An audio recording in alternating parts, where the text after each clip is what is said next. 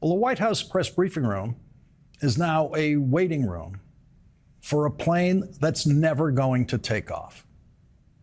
The new White House press secretary has not set foot in the White House press briefing room. One of Donald Trump's White House press secretaries never set foot in the White House press briefing room in the last Trump presidency.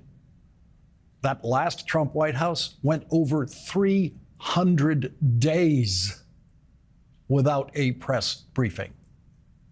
300 days.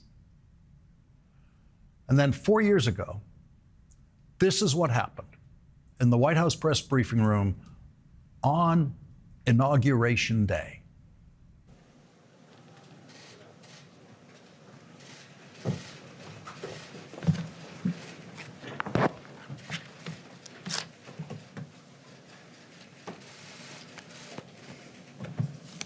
Good evening, everyone. Thank you for joining us on this historic day. It's an honor to be here with all of you. When the President asked me to serve in this role, we talked about the importance of bringing truth and transparency back to the briefing room. And he asked me to ensure we are communicating about the policies across the Biden-Harris administration and the work his team is doing every single day on behalf of all American people. There will be times when we see things differently in this room, among all of us. That's okay. That's part of our democracy.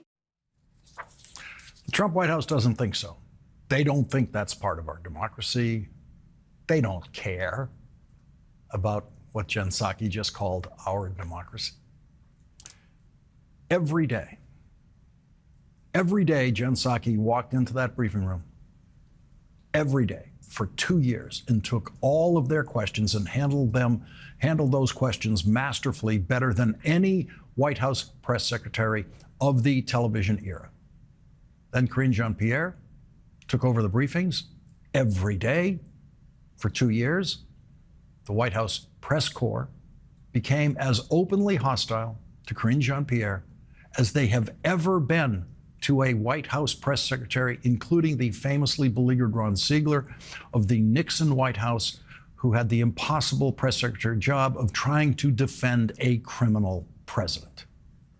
The White House press corps attacked Karine Jean-Pierre more than they ever attacked Ron Ziegler, because although there are some able and honorable reporters in that room, as a group, they have absolutely no sense of balance whatsoever.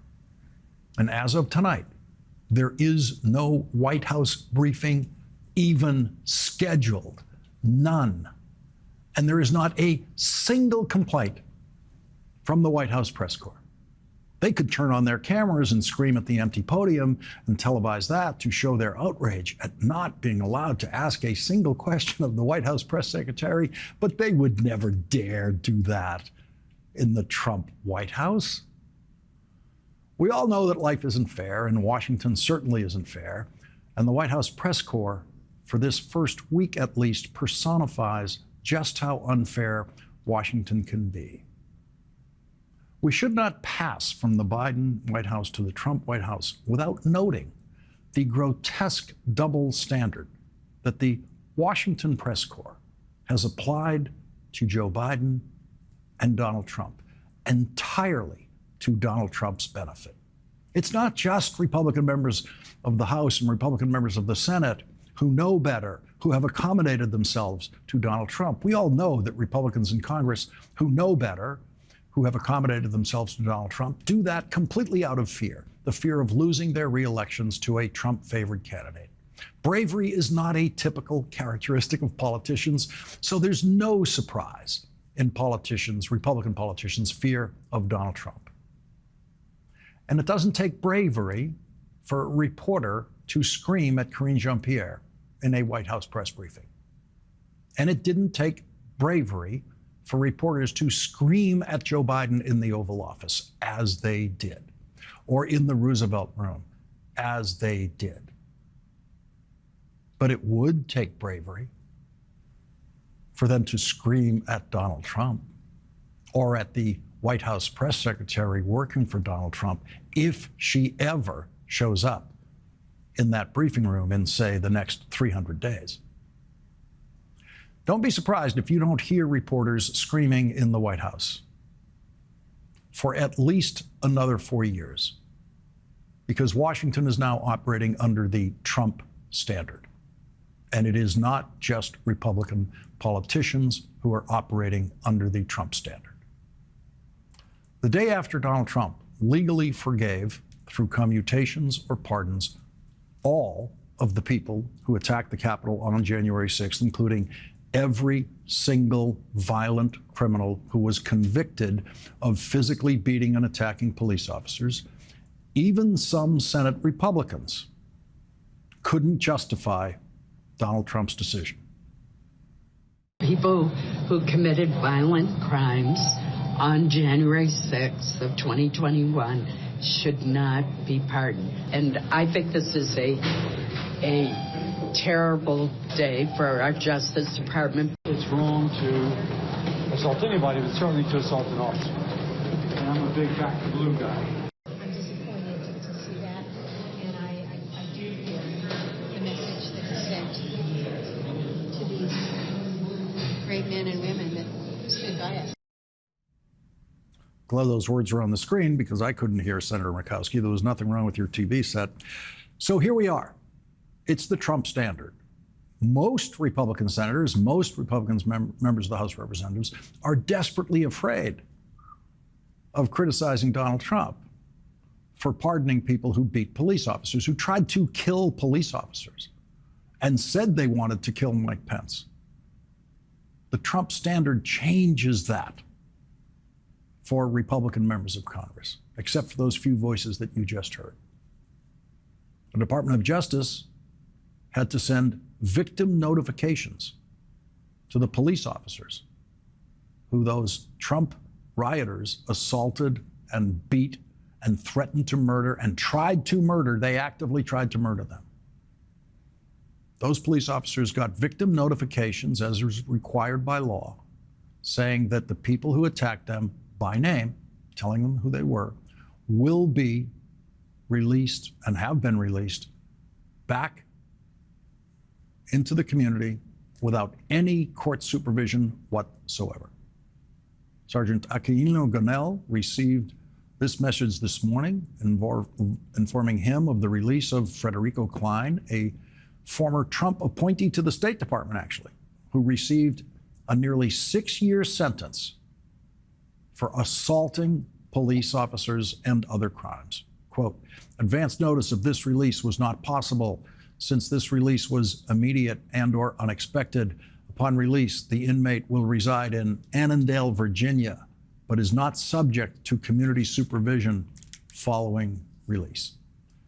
Prosecutors said that Klein, quote, joined the large mob fighting against the police on the West Plaza. While there, he shoved police officers who were trying to control the crowd and protect the building.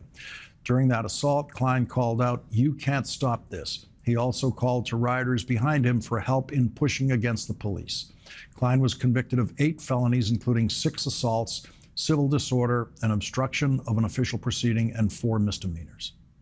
Because most of the January 6th convicts have served their time already, actually only 211 of the Trump insurrectionists were released by the Bureau of Prisons within the 12 hours of the Donald Trump order.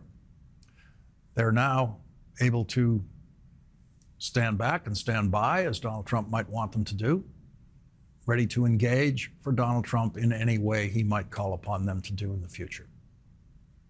Because most of the January 6th convicts have served their time, the entire process of those individuals under the Bureau of Prisons custody took approximately 12 hours and resulted in the release of 211 individuals. In several of these cases, family members and partners helped bring rioters to justice, informed on them in some cases, including leaders and members of extremist groups like the Oath Keepers and the 3 Percenters. And these family members are now afraid for their lives. In an interview with USA Today in October, the ex-wife and son of the so-called Oath Keepers leader, Elmer Stuart Rhodes, expressed fear that they are on a kill list. On this program in October, Jackson Reffitt explained why he reported his father, Guy Reffitt, to the FBI, and that his father brought his guns to Washington on January 6th. Jackson Reffitt told us how he would feel last night if Donald Trump were to free his father. What will it mean to you if all of the January 6th prisoners are released on Inauguration Day? It means I'm always going to be in danger. Trump has said that one of the biggest targets is the enemy within. And I'm sure from a lot of perspectives, such as Trump's, I'm one of those examples. So if my father and everyone involved in January 6th is released, I don't know what else to think other than fear. His father threatened to kill him before he knew that his son turned him into the FBI. Now that Donald Trump has freed them all without supervision, every single prison sentence from the longest term of 22 years for Proud Boys leader Enrique Tarrio for seditious conspiracy to those with short jail sentences for misdemeanors, they've all been erased. The rioters assaulted more than 140 police officers with chemical spray, tasers, bike racks, stolen riot shields, a fire extinguisher, flagpoles, and other weapons. Some arrived to Washington that day with their guns, and former Capitol Police Officer Michael Fanone testified to Congress that other rioters threatened to shoot him with his own gun. Michael Fanone suffered a heart attack and traumatic brain injury from that attack.